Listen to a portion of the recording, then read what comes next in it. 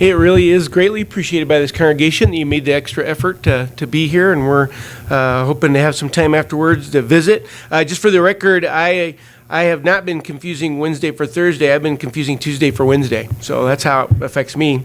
We're going to be talking about summer, about learning to rest, and one of the members, when they heard what my topic was going to be, they said that the title probably means that you can all go to sleep tonight. That'd be kind of fitting.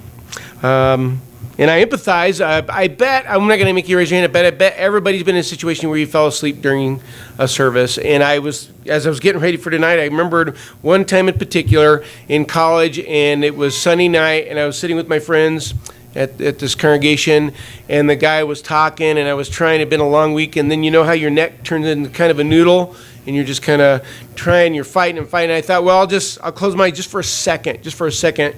And I closed my eyes, and then I opened them for like a second later, and somebody else was up there giving the announcements. And I kind of looked over at my friends, and they're all smiling at me. And they had let me sit through the invitation. Everybody stood in the whole auditorium except for me. And it was pretty obvious that I was asleep. So that's fine if you go to sleep tonight. I would not blame you. It's probably been a busy week, a busy day. Might be even an indication that you're taking the lesson to heart. But be a good friend and nudge the person next to you if there's sleep during the invitation. That's a good friend. I get to talk about summer during summer. I'm kind of at an advantage because my object lesson is all around us. Summer is probably one of the most anticipated parts of the year for a lot of, especially when you're little. Before school starts, before that shows up, it's always summer when you're little. Even when it's not technically summer, it's still summer. There's lots of spare time. You get to play, take naps. You have no idea what day of the week it is, kind of like what we're talking about. Eventually, you become keen on the idea and say, I want to go to school. You notice people go to school, say, I want to go to school. And your parents are pretty keen on that idea too. But after a few days, you think, I think I need a break from school.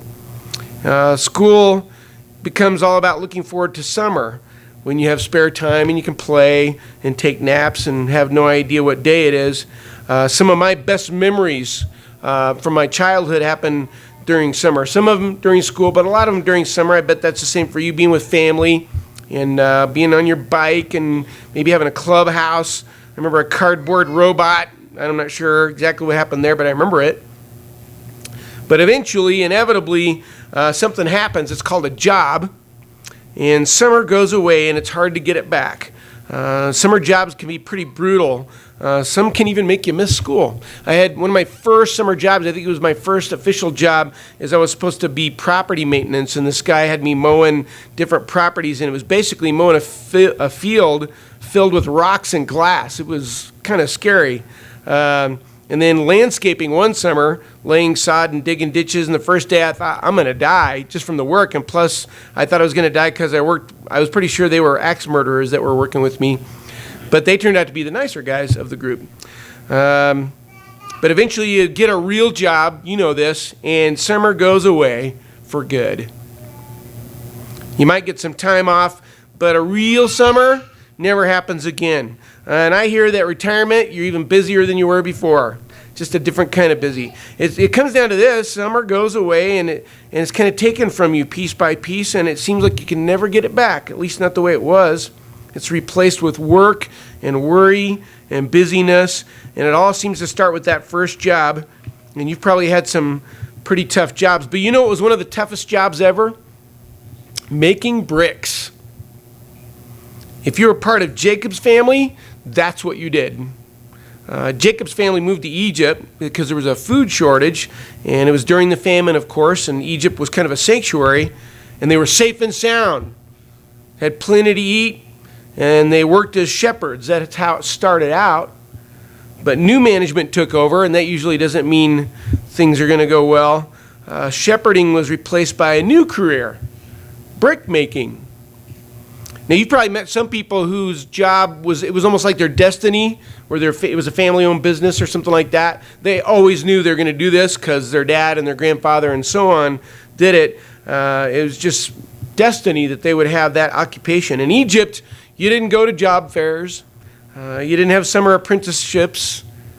In Egypt, when you were able, you started making bricks. I didn't really research this part too much, but I'm pretty sure there was no summer break. Couldn't leave early or call in sick. Probably not many health benefits. In fact, you didn't get paid, you just got to live. You were a slave. You didn't work to make money, you worked to survive. And Egypt was the worst kind of summer. It was, you got up early, it was hot, and you had a really mean boss. Now, I'm kind of halfway kidding here, but Egypt was misery. It was a world of oppression. Life was all about the brick. I don't know if you've ever thought through the monotony that existed for these people. This brick, this small unit of progress. While Egypt progressed in bricks, the ones who made them didn't make any progress. They stayed right where they were every day. In Egypt's area, bricks made sense. There wasn't much wood around, lots of mud and lots of sunshine. So they would take mud from the Nile, and bricks are surprisingly strong, made from mud. But if you use chopped up straw, it's 3 times as strong.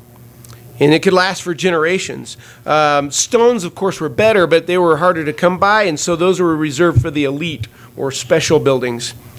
They were approximately, as much as they can guess, archaeologists have guessed, these bricks that you read about in Exodus, about the size of a shoebox, maybe about like that.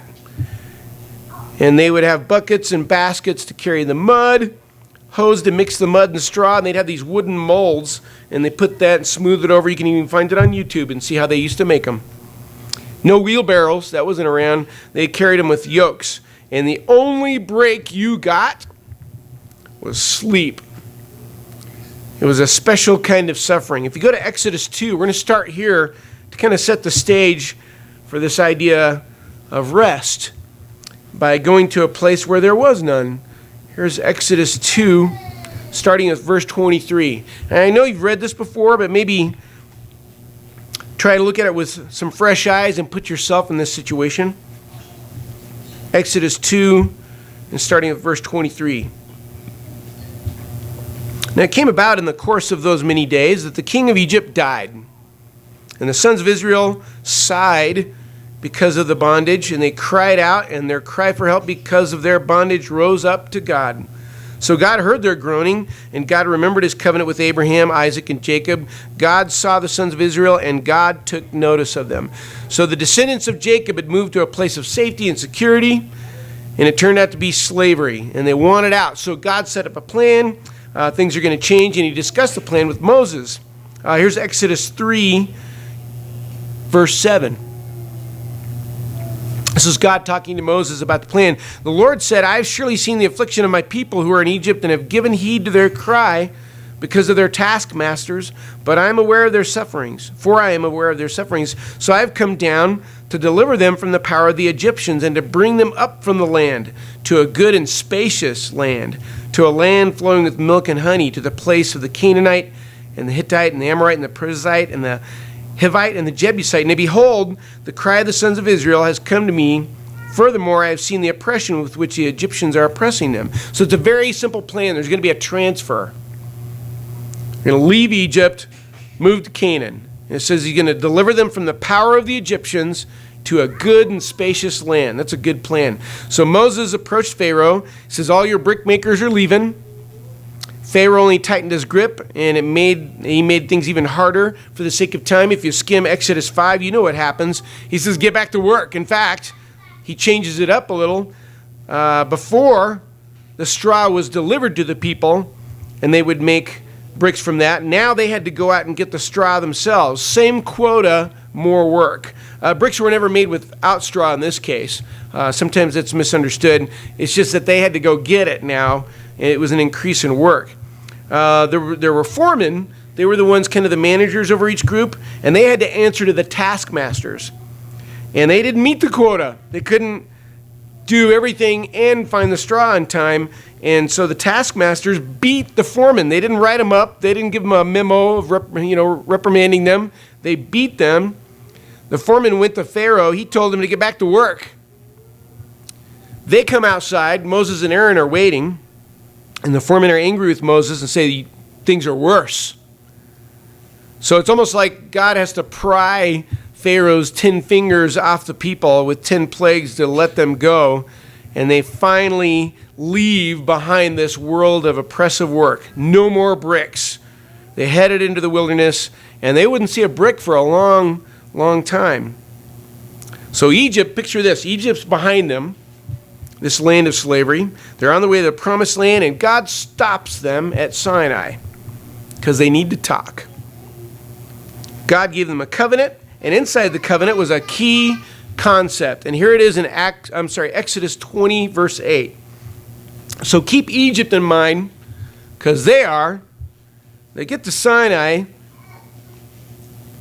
and among the famous 10 commandments, there's this in Exodus 20, starting with verse 8.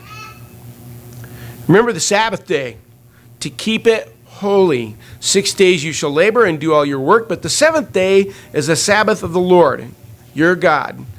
In it you shall not do any work, you or your son or your daughter, your male or your female servant, or your cattle, or your sojourner who stays with you. This is significant because this is the exact opposite of Egypt. Life is not just about making bricks. Life is not about unending toil. At Sinai, God offered them something they had never really had before: rest. And tonight we're going to focus on this concept of summer, but what we're really talking about is rest. Whether that happens every summer, every week, or never, there's something in the idea of rest essential to our relationship with God. And it starts here at Sinai, where God stops the trip to the promised land and establishes the Sabbath. And if you look at it with fresh eyes, this is kind of odd. In fact, I like how one writer put it. He's talking about the 10 Commandments, and he makes this observation. He says, how strange to use the most airtime at the mountain on the Sabbath command. The divine utterance must have come as a shock to the listening Israelites. There'd been no Sabbath in Egypt. There'd been no work stoppage for the slaves because they had to gather straw during their time off.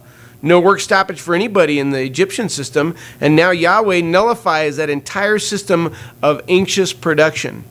I don't think it's a coincidence that God draws so much attention to the Sabbath, this idea of rest, after Egypt. At Sinai, a large part of the message to the people was this: once a week, I want you to stop. Just stop. In fact, if you don't, you'll be executed. Very much the opposite of Egypt. If you didn't keep working, you're punished. But now, if you kept working, you'll be punished. So before they set out, God says something we should notice. It's Exodus 33:14. So he spent some time at Sinai, and notice what he says in Exodus 33:14. It says, my presence shall go with you, and I will give you rest. They're going to continue on to the promised land, but this isn't going to be about frantic work anymore. It will be with effort, interrupted by rest. So this new arrangement, it's not just a defiance of Egypt. It was the next step in something planned from the very beginning. And you're probably already way ahead of me on this. This idea of resting on the seventh day was not an afterthought. He didn't get to Sinai and say, well, let's try this for a while. It was directly connected to creation. He always had it in mind. Exodus 20, verse 11 makes that direct reference to the beginning. In Exodus 20, verse 11, for in 6 days the Lord made the heavens and the earth, the sea and all that is in them, and rested on the seventh day. Therefore the Lord blessed the Sabbath day and made it holy. He's referring to Genesis 2. Verse 3 sums it up. Well, here's chapter 2, starting with verse 1. Thus the heavens and the earth were completed, and all their hosts. By the seventh day God completed his work, which he had done, and he rested on the seventh day from all his work which he had done. Then God blessed the seventh day and sanctified it, because in it he rested from all his work which God had created and made. Now God did not get tired. When it says that God rested, the literal wording is that he stopped creating. He did not become exhausted. He would keep sustaining creation, but he stopped creating. Now, 3 options come to mind. Think about all the things God could have done, because he can do anything. Number 1, he could have kept creating. Number 2, He could have just stopped creating and not said anything. But what he does is, number 3, he stopped creating and he drew specific attention to it. He said, notice that I'm not creating anymore. I'm resting. Please take note. In fact, he built a key concept on it, an idea that runs throughout the Word. He invented a lot of things during creation, animals, plants, and stars. But something he invented at the start is the week. And I don't know if you ever thought about this. It's a very strange division of time. The hour, the minute, the second, we invented it. It's man-made stuff. The year, month, day, God invented them, but they're all based on nature. You know, the year is associated with how long it takes us to run around the sun. A month is based on lunar cycles and things like that. The day, obviously, sunrise, sunset. But the week, it's kind of weird if you think about it. There's nothing to really measure it by. In fact, you can lose track, can't you? Easily, especially if you're on vacation. You can lose track. What day is this? There's no real way to mark that cycle in anything except when you find it in Scripture. The week was not invented by us, and it has no connection to natural events. God set it up, and he marked its link with the Sabbath, which is worth taking note. He ended creation with rest, not with a supernova or a bonus creature of some sort. He just stopped and said, it's time to rest. So a simple question, it's followed by a simple answer. Why did God rest? Because he wanted to create the Sabbath. God made it a point to set up a day to draw humanity's attention back to creation, to focus on the Creator and how he sustains creation. Every week, at the end of the week, would be a reminder of the profound importance of rest. So with this in mind, we go back to Sinai, where God firmly establishes the Sabbath, and we can see it was a culmination of creation, of the Exodus. This line is drawn connecting creation and the Exodus. But we're going to go back a little bit between creation and the Exodus. There's this other moment, and actually between creation and Sinai. It shows up a little earlier. It's in the manna arrangement. And again, for the sake of time, I'll just refer you to Exodus 16. You remember, he was very specific. This is before Sinai. And this is the first time, as far as I know, where the word Sabbath shows up. And if you remember, he says, I'm going to give you food in the wilderness, this non-food place. There's going to be food. It's just going to show up every morning. You go out and collect it. There'll be just enough for everybody. Just enough. Don't take extra. Don't save any until the morning because it will decay. It'll be bad in the morning. Now, on Friday, there's going to be twice as much. Collect the extra part, double parts for everybody. But on Saturday, on the Sabbath, don't go looking for any because there won't be any there. I don't want you to do stuff. I don't want you to work. Stop looking for it. And guess what? You probably already know people went out looking for it. He says, but he makes it a point during the manna arrangement, just stop. He tells something, and it tells us something profound about rest. It's all about, because here's what's going on. The Saturday people, the ones that went out, it's a strong indication they don't believe in God. They believe he exists, but they don't believe in God. They don't trust him. And he's trying to teach them life is not about your frantic efforts. It's about trusting God to sustain you. Resistance to rest, spinning your wheels constantly, can indicate that you don't trust God. On the Sabbath, you were stripped of power and had to spend 24 hours not making headway.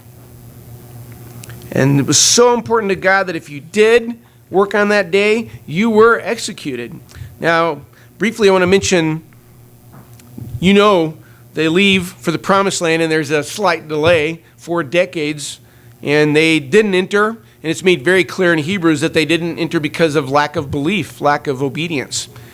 When they're coming at Canaan a second time, after their 40-year delay, God emphasized the Sabbath again. Now, I don't know if you remember this. When they set foot in the Promised Land, the manna stopped. The next day, didn't matter what day of the week it was, no more manna. Because up ahead, plenty of food. They're walking into a grocery store, basically. Everything's going to be fine. But, notice this, the manna stops, but the Sabbath continues. God makes it a point to emphasize this. They'll be moving from a wilderness situation to the opposite of a wilderness, into great luxury, actually, by comparison. Life was going to be a lot different from then on. They had new surroundings, but the Sabbath still applied, if anything, even more so. The Sabbath is emphasized after Egypt, but it's also emphasized before Canaan. The old covenant, the old desert covenant, would still apply where things grew.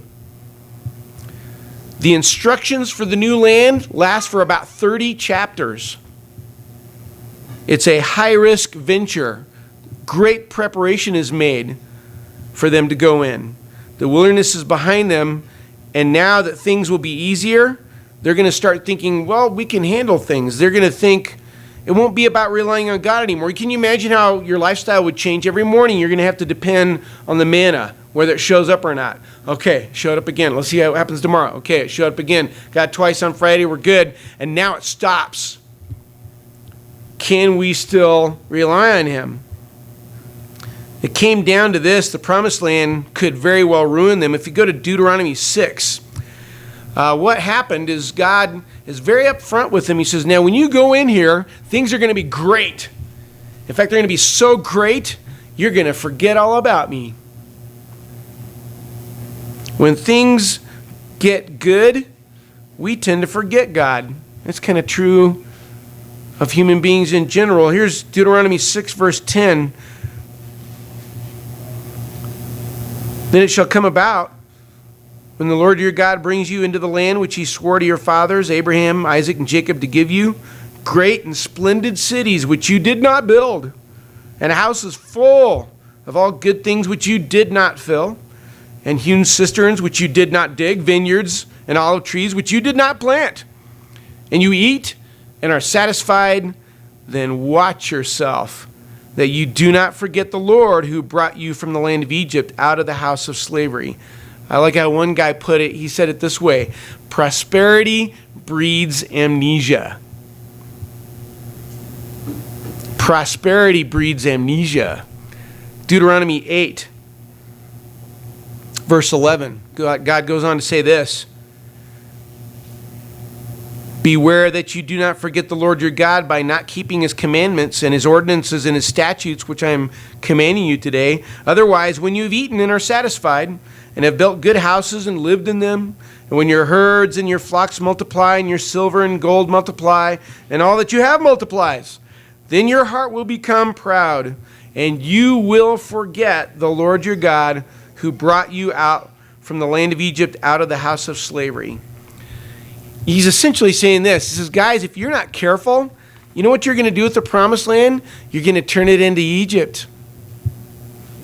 Except when you look for the guy who's oppressing you, that evil Pharaoh, it's going to be you. I remember hearing this years ago that the worst thing is tyranny of the self. You become your own slave. It's so easy to enslave yourself in this land. And he says it's important to think about it the right way. This was not earned. It's not a possession. It's an inheritance.